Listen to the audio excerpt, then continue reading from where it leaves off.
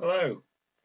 Our Bible study has readings from Genesis, Psalm 139, Romans, and Matthew's Gospel this week. Those are the readings set for Sunday morning. Um, and the readings are quite varied, really. The Genesis reading is traditionally, we talk about Jacob's ladder. This is where Jacob goes to sleep, has a dream, and realizes that angels are coming up and down on a ladder between earth and heaven in that place. And God stands beside him, saying, I'm the Lord of Abraham, your father, and the God of Isaac, and the land on which you lie I will give to your offspring. And for Jacob, this is quite a transforming experience. For God says to him, know that I am with you and will keep you wherever you go, and will bring you back to this land, for I will not leave you until I've done what I promised you. And the psalm picks up this theme, Psalm 139. Where can I go from your spirit? Where can I flee from your presence? If I ascend to heaven, you are there. If I make my bed in Sheol, you are there. If I take the wings of the morning and settle at the furthest limits of the sea, even there your hand shall lead me, and your right hand shall hold me fast. If I say, surely the darkness shall cover me, and the light around me become night, even the darkness is not dark to you. The night is as bright as the day, for darkness is as light to you. That might be a bit scary, because it means wherever we are, whatever we do, God is present.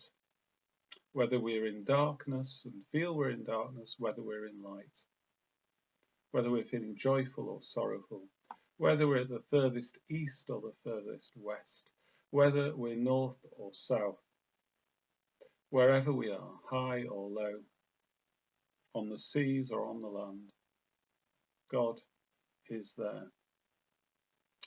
So Jacob discovers God in a particular place, but the psalmist shows us that God is wherever we are. It may be hard to believe that sometimes. It may be hard to believe that when we're locked down. But actually, in studying the Bible, we're not just asked to understand more in a kind of intellectual way. I've said this before, haven't I?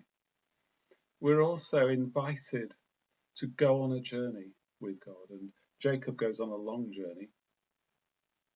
But on that journey, he has special places, and this is one of them, where he has a sense of God being present with him in that place, and God committing to him to be with him throughout his life. And the psalmist picks up that theme again. Wherever you are, God will be with you. God will be on the journey with you. So in these readings, there's a comfort. But if you've read on and looked at the reading from Romans, you'll see that it's a little bit more complicated. Again, Paul is taking this theme, as he did last week and the week before, about the difference between living according to the flesh and living according to the spirit, really saying that it's the spirit that leads us into life. It doesn't take us away from our flesh. It actually gives us, in a way, our true being. If we're children of God, then we are heirs of God. God's own inheritance is ours, joint heirs with Christ. We suffer with him so we may be glorified with him. He's talking about a future glory.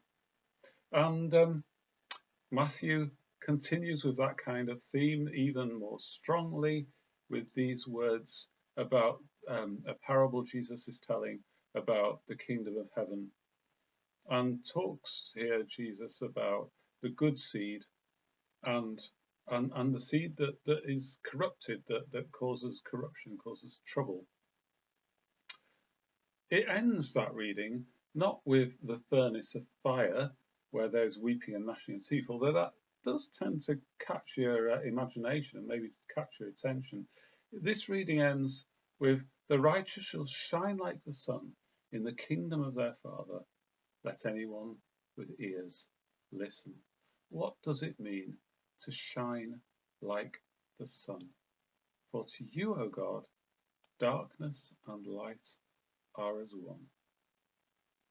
Hope you have a good week, and I hope that God's light shines in your life.